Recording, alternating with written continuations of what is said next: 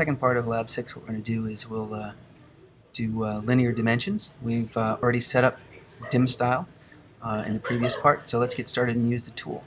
The first thing we're going to do is we're going to set up OSnap as shown here. So let's go over to AutoCAD. We're going to right click and make sure that we have endpoint, midpoint, intersection, and extension on. Then we'll make sure it's blue that it's on, and also the snap to grid.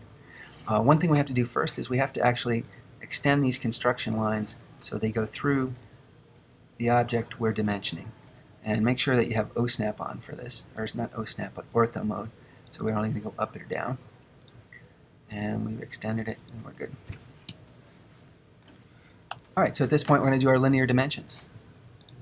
So I'm not sure what's happening here. Something's taking over my screen. So we're going to go to dimension, and we're going to go linear.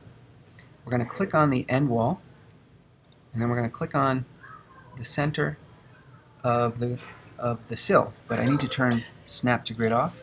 To do that, I click on that, and I'm going to now turn the snap back on. When we set our dimension lines, we want to make sure that we're snapped to a grid. I hit enter to replay the command. I'm going to lock onto that point, and now I'm going to go to the center of the wall, which is right there.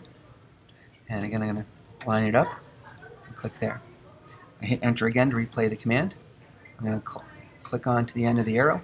Then I'm going to go where the intersection of the window and the center is, but I have to turn off grid snap for that. I go up, lock on, and I'm good. Oops, I didn't have the OSnap or the grid snap on. That could have been dangerous. Move over a little bit, and the last thing I'm going to do is I'm going to hit dimension, linear. I'm going to go from the end. Oops, too far. I'm going to turn snap to grid off for a second. Go to the end. I'm going to go to the center. I'm going to turn snap to grid back on, and I'm going to go up. Okay.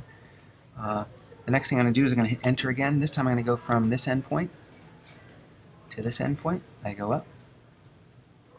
And the last thing I have to do is I have to hit the eraser and delete these construction lines. Hit enter.